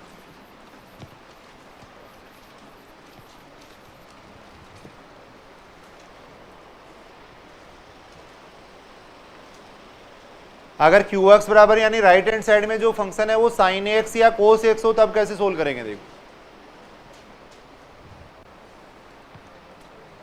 qx बराबर sin x या cos x हो तब कैसे सोल्व करेंगे। देखो तो सूत्र ये हो जाएगा। देखो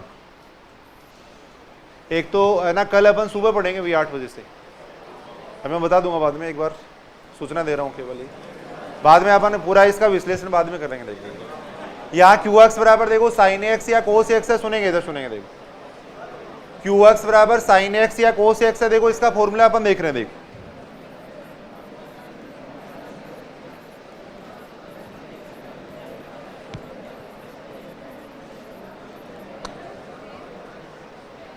प्लीज इधर देखो एक बार, अगर qx बराबर अगर sin x या cos x हो तब अपन ये सूत्र काम में लेंगे। देखो qx बराबर sin x या cos x हो तब सूत्र हो जाएगा 1/(f(d)² sin x या cos x। देखो d स्क्वायर की जगह अपन लिख देंगे, देखो x के गुणांक के स्क्वायर का नेगेटिव लिख देंगे। देखो अगर sin x है तो sin x आ जाएगा, cos x है तो cos x आ जाएगा। देखो लिख लो, मैं बता रहा हूं। देखो अभी यानी अपन देखेंगे आगे, अभी जो डी स्क्वायर कहीं भी है तो डी स्क्वायर की जगह लिखना है आपको x के गुणांक के स्क्वायर का नेगेटिव लिखना है। देखो डी स्क्वायर की जगह लिखना है -a² लिखना है। देखो अगर यहाँ sin x है तो यहाँ साथ में sin x ही लिखना है, cos x है तो साथ में यहाँ cos x ही लिखना। देखो लिख लो, अभी सूत्र समझ में आ जाएगा। देखो लेकिन इसका मान 0 नहीं होना चाहिए। देखो इसका मान 0 नहीं होना चाहिए। देखो f-a² है वो क्या होना चाहिए, नॉट इक्वल टू 0 होना चाहिए। देखो f-a² है वो क्या होना चाहिए, नॉट इक्वल टू 0 होना चाहिए। देखो डी स्क्वायर की जगह लिख देंगे x के गुणांक के स्क्वायर का नेगेटिव लिख देंगे। देखो डी स्क्वायर की जगह आपको ये लिखना, देखो -a² लिखना। देखो ऐसा करने पे इसका मान 0 नहीं होना चाहिए। देखो अगर 0 हो रहा है तब अपन ये सूत्र काम में लेंगे। देखो यदि f-a² बराबर अगर 0 आ रहा है तब अपन ये सूत्र काम में लेंगे। देखो 1/d² + a² sin x लिख लो, अभी मैं समझा दूंगा।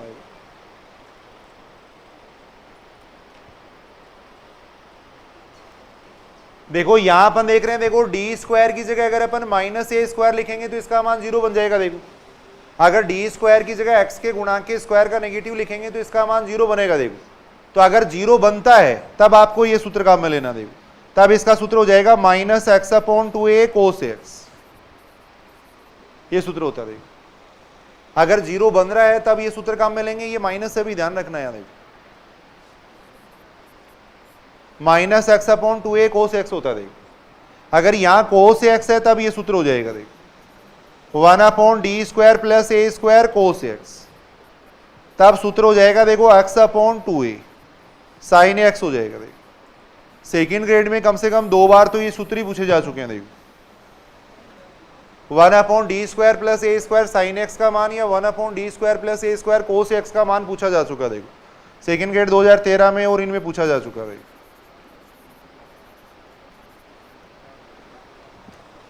याद करने का बिल्कुल आसान सा तरीका है। देखो साइन एक्स का समाकलन होता है माइनस में होता है। देखो तो उसके साथ में तो माइनस आएगा, कोस वाले के साथ में प्लस आएगा। देखो थोड़ा अपन ध्यान रख सकते हैं। देखो कंफ्यूज हो जाते हैं कई बार कि कौन से में माइनस आएगा कौन से में प्लस आएगा। देखो तो साइन का समाकलन होता है वो माइनस में होता है तो साइन वाले के साथ माइनस आएगा। देखो साइन का समाकलन होता है माइनस कोस एक्स होता है तो इसमें आएगा माइनस कोस एक्स। देखो कोस एक्स का समाकलन होता है साइन एक्स होता है तो इसमें साइन एक्स आएगा। देखो थोड़ा इस तरीके से याद करना। देखो यानी d² की जगह लिखेंगे x के गुणांक के स्क्वायर का नेगेटिव लिखेंगे। देखो अगर जीरो नहीं बन रहा है तब तो ये सूत्र काम में आ जाएगा। देखो अगर जीरो बन रहा है तब अपन ये सूत्र काम में लेंगे। देखो कई बार अपन देखेंगे, देखो इसकी घात 2 भी हो सकती है। देखो इसकी घात 2 या 3 भी हो सकती है। तब अपन कैसे करेंगे, एक सूत्र और लिख लेना। देखो आगे तब एक सूत्र और लिख लेना। देखो अभी एक साथ कर रहे हैं अपन क्वेश्चन।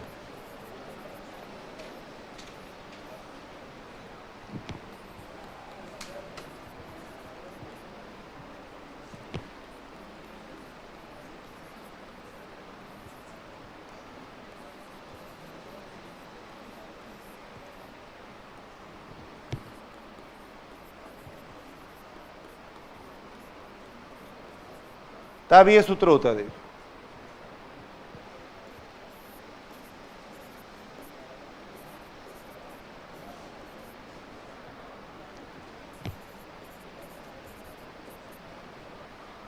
तब सूत्र ये होगा। देखो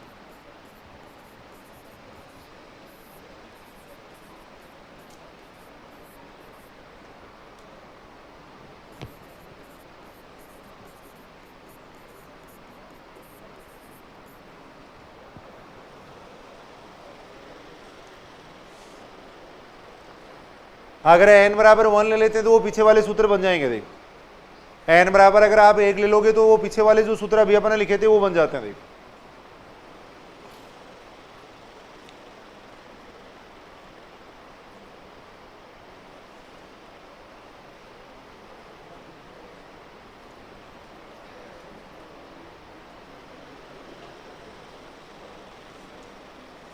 अगर नीचे d² प्लस a² की घात अगर 2 या 3 दे रखी है तब अपने को ये सूत्र काम में लेना पड़ेगा। देखो तब अपन ये सूत्र काम में लेंगे। देखो सारे ध्यान से सुनेंगे। देखो इस टाइप के क्वेश्चन बनेंगे। देखो इसके अंदर जैसे ये दे रखा है। देखो 1 मिनट सुनो भाई इधर।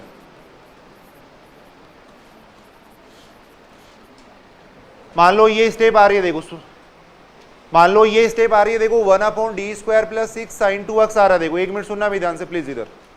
1/d² प्लस 6 साइन 2x आ रहा है। देखो तो जब भी यहाँ पे साइन एक्स या कोस एक्स हो तो आपको क्या करना है, देखो d² की जगह लिखना है x के गुणांक के स्क्वायर का नेगेटिव लिखना है।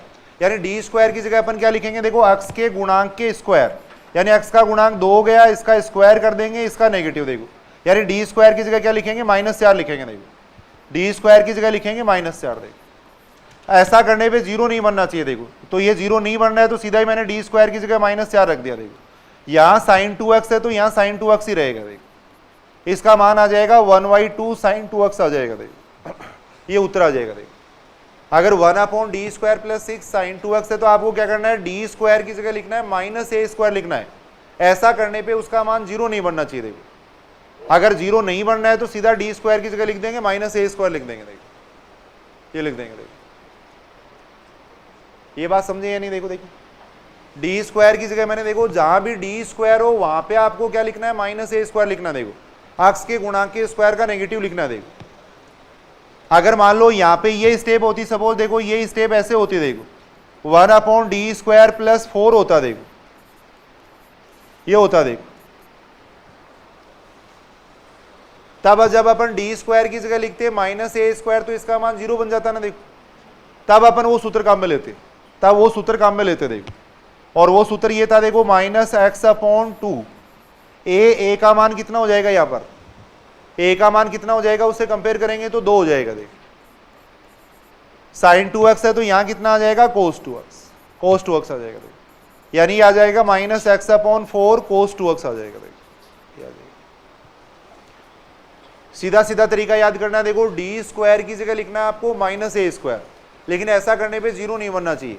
अगर जीरो बन रहा है तब वो सूत्र काम में आएगा, देखो वो सूत्र काम में आएगा। देखो अब यहां होता मान लो डी स्क्वायर प्लस 4 का स्क्वायर होता, देखो सपोज यहां डी स्क्वायर प्लस 4 का स्क्वायर होता, देखो तब इस क्वेश्चन को अपन कैसे करते, देखो तो पीछे जो सूत्र लिखा है उसके अंदर देखो एन की जगह 2 रखना पड़ता, फिर पीछे जो अभी अपने फॉर्मूला लिखा है उसमें एन की जगह रख देते 2, देखो पीछे जो अपने सूत्र लिखा था उसमें एन की जगह 2 रख देते, देखो क्या आ जाता, देखो -1 की पावर एन था ना वो, तो -1 की पावर 2 हो जाता। फिर x की पावर n था तो x की पावर 2 हो गया, देखो ये हो गया। फिर 2a की पावर n है, देखो वहां पे 2a का मान कितना हो गया यहाँ पे, a का मान यहाँ पे कितना हो गया, 2 हो गया, देखो की पावर n यानी की पावर 2 हो जाएगा, देखो 2 हो जाएगा, ये हो जाएगा 2a की पावर n, फिर फैक्टोरियल n था, फैक्टोरियल 2 हो जाएगा, देखो 2 हो जाएगा। फिर यहाँ पे आएगा देखो साइन ax प्लस आएगा n पाई 2, ये आएगा n पाई 2 है, सही है कि पीछे जो अपने सूत्र था उसमें मैंने n की जगह 2 कर दिया, n की जगह मैंने 2 किया, देखो इसको सॉल्व करेंगे कितना बनेगा, देखो इसको सॉल्व करेंगे -1 का स्क्वायर तो 1 बन जाएगा, x स्क्वायर आ जाएगा, नीचे कितना हो जाएगा 16 और 2 ये 32 हो जाएगा, देखो ये हो जाएगा। यहां देखो ये साइन पाई प्लस 2x आ रहा है, साइन पाई प्लस थीटा कितना होता है, साइन थीटा होता है, लेकिन थर्ड क्वाड्रेंट में साइन क्या होता है, नेगेटिव होता है, तो यहां आ जाएगा माइनस, देखो minus sine x square sine 2x, ये इसका उत्तर आता। देखो आगे जब हम सोल्व करेंगे तो कहीं भी अगर ऐसी स्टेप आएगी तो उसको इस तरीके से सोल्व करेंगे, देखो इस तरीके से सोल्व करेंगे, देखो ये बात समझ रहे हो क्या सारे। देखो डी स्क्वायर की जगह आपको क्या लिखना है, एक्स के गुणांक के स्क्वायर का नेगेटिव लिखना, देखो डी स्क्वायर की जगह लिखना है एक्स के गुणांक के स्क्वायर का नेगेटिव लिखना। देखो एक क्वेश्चन अपन करके देखते हैं, देखो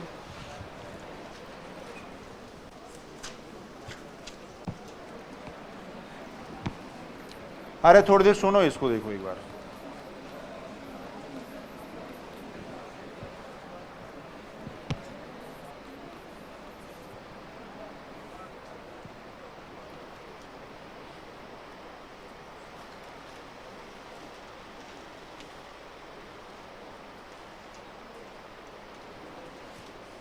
देखो D square plus D plus 1 Y is equal to दे रखा है, साइन एक्स दे रखा है।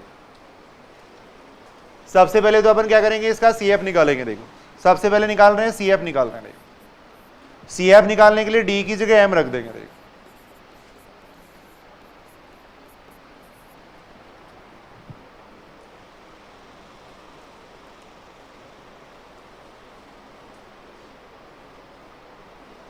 डी की जगह m लिख दिया, सहायक समीकरण लिख दिया, यहां से m के मान निकालेंगे। m के मान कितने आ जाएंगे, क्या फॉर्मूला होता है, देखो m का मान निकालने का, श्रीधराचार्य सूत्र से m का मान निकालेंगे, होता है -b होता है, देखो प्लस माइनस होता है √b स्क्वायर होता है, -4 × a × c होता है, अपॉन में 2a होता है, देखो ये होता है। यहां से इसका मान आ जाएगा, देखो m बराबर आ जाएगा -1 प्लस माइनस √3 आयोटा, अपॉन में आ जाएगा 2 आ जाएगा, देखो आ जाएगा। CF वाले सूत्र अच्छी तरह याद करके आना व्हीकल। देखिए यहां से m बराबर कितना हो जाएगा, देखो m बराबर आ जाएगा -1/2 प्लस माइनस √3/2 आयोटा, देखो ये आ जाएगा, देखो ये आएगा, देखो m बराबर इतना आएगा। देखो अब m के जो मान आ रहे हैं, देखो काल्पनिक मान आ रहे हैं, alpha plus minus iota beta से इसको कंपेयर करेंगे। देखो alpha plus minus iota beta से इसको कंपेयर करेंगे, ये तो अल्फा हो गया, देखो और ये बीटा हो जाएगा, देखो इससे कंपेयर करेंगे तो देखो ऐसे लिख देते, m बराबर आ गया -1/2 प्लस माइनस आयोटा √3/2 आ गया। देखो ये अल्फा हो जाएगा, ये बीटा हो जाएगा, देखो बीटा हो जाएगा। अब यहाँ पे अगर अपन CF लिखेंगे तो कितना आ रहा है, देखो e की पावर अल्फा x, सूत्र होता है e की पावर अल्फा x। यहां आ जाएगा कितना, देखो C1 cos beta x plus C2 sine beta x। ये इसका सबसे पहले अपन CF निकालेंगे, CF आ जाएगा। देखो यहाँ तक सारी समझ रहे हो कि बात? प्रत्येक क्वेश्चन में सी एफ निकालना पड़ता है, देखो वैसे भी जब सोल्व करेंगे तो सबसे पहले अपन निकालेंगे सी एफ निकालेंगे, देखो उसके बाद में अपन निकाल रहे हैं पी आई निकाल रहे हैं, देखो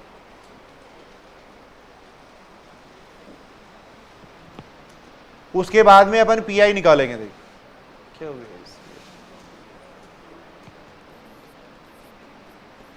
पी आई निकालने का क्या तरीका है? देखो जो डी का फंक्शन है उसको 1 में लिख लेंगे, देखो जो डी का फंक्शन है उसको 1 में लिख लेंगे, राइट हैंड साइड में जो एक्स का फंक्शन है वो लिख देंगे, देखो लिख देंगे जो डी का फंक्शन है उसको 1 में लिख दिया, राइट हैंड साइड में जो एक्स का फंक्शन है वो लिख दिया। देखो अभी अपन ने नियम क्या पढ़ा, देखो डी स्क्वायर है वहां पे अपन लिखेंगे एक्स के गुणांक के स्क्वायर का नेगेटिव, तो डी स्क्वायर की जगह लिख दो एक्स के गुणांक के स्क्वायर का नेगेटिव लिख दो, देखो डी स्क्वायर की जगह लिख दो -1 लिख दो, देखो डी +1 आ जाएगा, देखो इस स्टेप से ये स्टेप कैंसिल हो जाएगी, देखो डी स्क्वायर की जगह लिखेंगे एक्स के गुणांक के स्क्वायर का नेगेटिव, देखो अब ये आ गया, देखो 1/d sin x आ गया, देखो और अपन ये बात जानते हैं 1/d का मतलब क्या होता है? समाकलन होता है, तो sin x का समाकलन कर देंगे -cos x आ जाएगा, देखो ये इसका पी आई आ गया, देखो ये इसका पी आई आ गया, देखो अतः व्यापक हल कितना आ जाएगा? अतः व्यापक हल कितना हो जाएगा? सी एफ और पी आई को जोड़ के लिख देंगे, देखो सी एफ और पी आई को जोड़ के लिख देंगे, देखो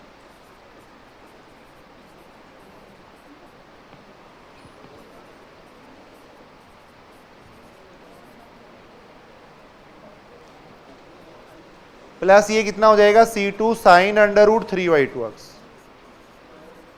माइनस आ जाएगा cos x, ये इसका आंसर आएगा, देखो सी एफ और पी आई को जोड़ के लिखेंगे तो उत्तर आएगा, देखो